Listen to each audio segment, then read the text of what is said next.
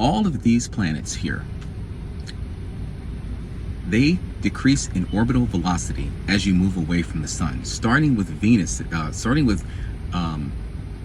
Mercury's miraculous 105,000 mile per hour orbital velocity. Please forgive me for using things like miles per hour and any other measurement, pounds for weight. You know, there's a lot of Americans out here I got to speak to, and you international folks, you do the translation better in your head. So, you know, Mercury is speeding around the sun at 105,000 miles per hour. That's 100 times the speed of a bullet. And so the next one is Venus at 86,000 miles per hour. And then you get to Earth at 67,000 miles per hour. Mars at 50,000 miles per hour.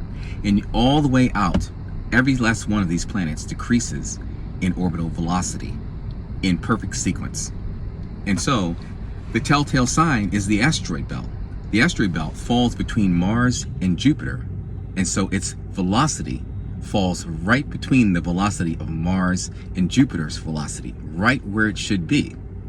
Now, if you think about the way you've historically been taught about this, that would mean that each one of those rocks is an individual entity in the asteroid belt.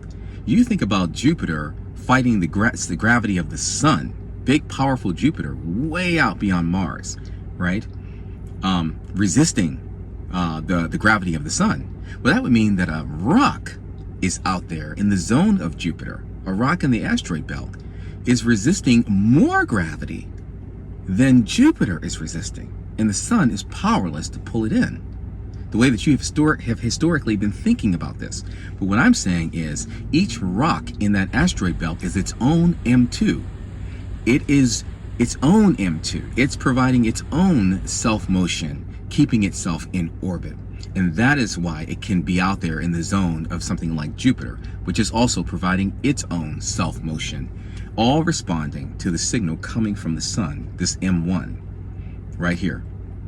And that's why they do this in perfect sequence. And we'll get into it in a second. I'll talk about the limitation of signals so you can see this sort of start to slowly come together. In the same way that the sun is an M1, Earth is an M1. And everything on and around Earth, in orbit around Earth, you know, those things are M2. The moon, the International Space Station, a tree, your house, your car, you, me, the invisible air we breathe.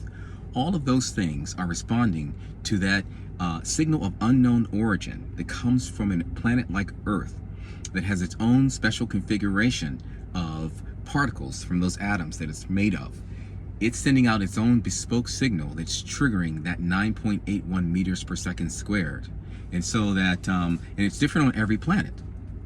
So if we have our little basket of matter, you know, it weighs 150 pounds if you're on Earth. And so what's happening here is that signal goes out into the universe and it meets up with matter. And so on Earth, matter is doing a little dance, boom, bam, making a little love, boom, pop, getting down tonight. You see? And so on Mars, a much smaller planet, much smaller configuration, different configuration, you know, matter is simply sailing, takes me away to where I've always. And so you get a planet like Jupiter. And so Jupiter, larger planet, so matter on Jupiter, you know, is sort of, you know, it's walking on sunshine, whoa, and it just feels good.